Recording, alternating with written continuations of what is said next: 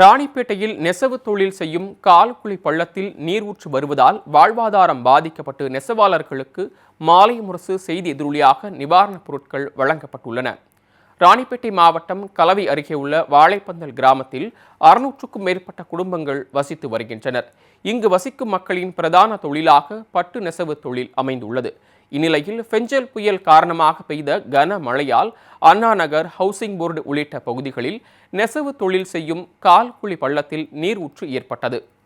கால்குழி பள்ளத்தில் நீர் தேங்குவதால் பட்டு நெசவு செய்ய முடியாமல் நெசவாளர்கள் வருவாயின்றி தவித்து வந்தனர்.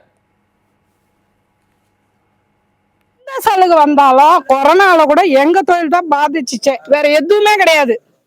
இப்போ காக்கோயில தண்ணி வந்துச்சு, வெயில் வந்தாலும் எங்களுக்கு தான், மழை வந்தாலும் எங்களுக்கு தான், எந்த பாதிப்பு வந்தாலும் பட்டு தறி தான். ஆனா இது வரைக்கும் எந்த நிவாரணமும் கிடையாது, எந்த ஒரு சலுகையும் கிடையாது. எங்களுக்கு இந்த தொழில் ரன் ஆகிறது 3 மாசம் ஆகும்.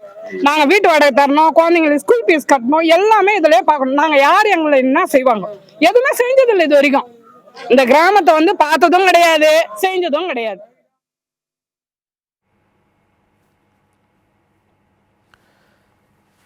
இது தொடர்பான செய்தி நமது மாலை முரசு தொலைக்காட்சியில் ஒளிபரப்பானது. இதனை கண்ட அதிமுக மாவட்ட செயலாளர் சுகுமார் வாழைப்பந்தல் கிராமத்திற்கு நேரடியாக சென்று கால்குழி பள்ளத்தில் வரக்கூடிய ஊற்றை பார்வையிட்டார். அத்துடன் அவர்களுக்கு ஆறுதல் தெரிவித்து அரிசி மூட்டைகளை முதற்கட்ட நிவாரணமாக வழங்கினார்.